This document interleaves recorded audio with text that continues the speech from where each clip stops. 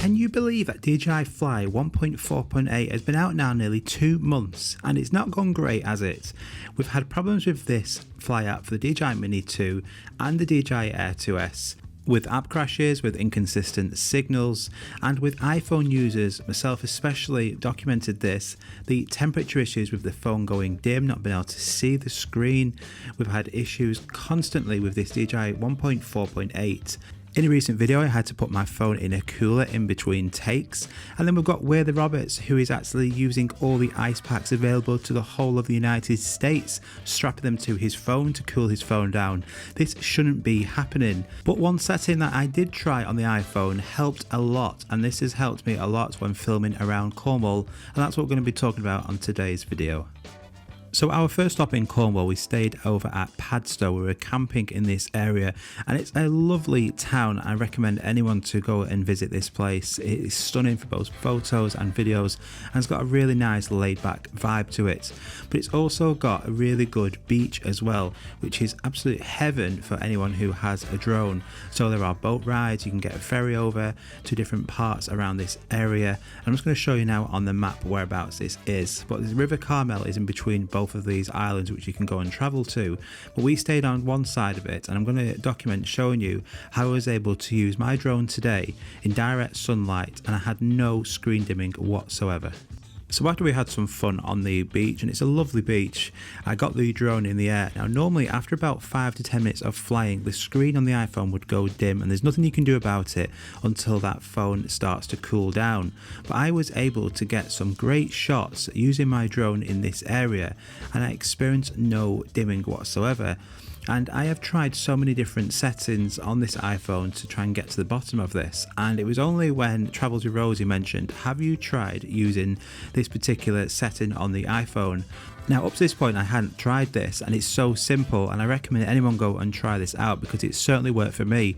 All I did was activate low power mode and turn on do not disturb, and from doing this I had no problems whatsoever with any screen lag, even with my phone brightness at full brightness. I have tried every setting to try and get to the bottom of this. I've tried the auto brightness settings, I've used all the accessibility settings, nothing has helped whatsoever. But for some reason turning on low power mode works fine, and I've used this several times when on this trip. When you turn on low power mode, it stops some of the extra processor intense operations going on the phone, so it turns off things like background app refresh, emails being pinged to you, 5G will go to 4G, your iCloud photos and videos won't be syncing. So the DJI FLY app, I don't think, what Apple have told me as well, is that it's optimized fully at the moment, 1.4.8. That's why it's causing so many problems with iPhone users. So if you've experienced any iPhone issues with the screen dimming, go and give this a try. Activate low power mode and turn on do not disturb. It didn't just work on this location, it worked when I was at this beach as well in bright daylight.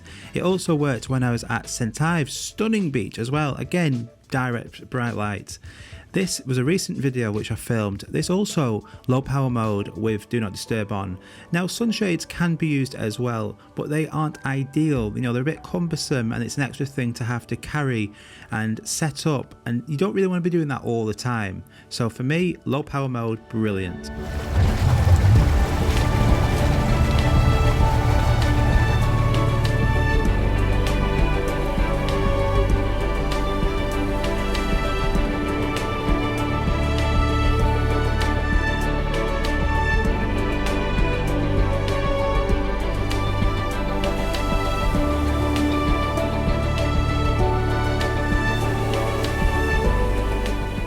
It certainly helped me get these stunning videos and photos out of this drone, enabled me to continue getting these on this trip without that worry of the screen going dim.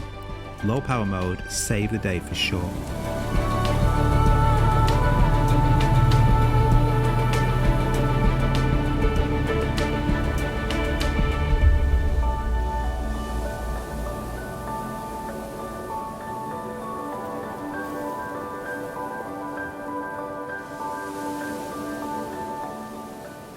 So a really quick video there for you guys. Go and try this out if you've had any issues with your phone going dim.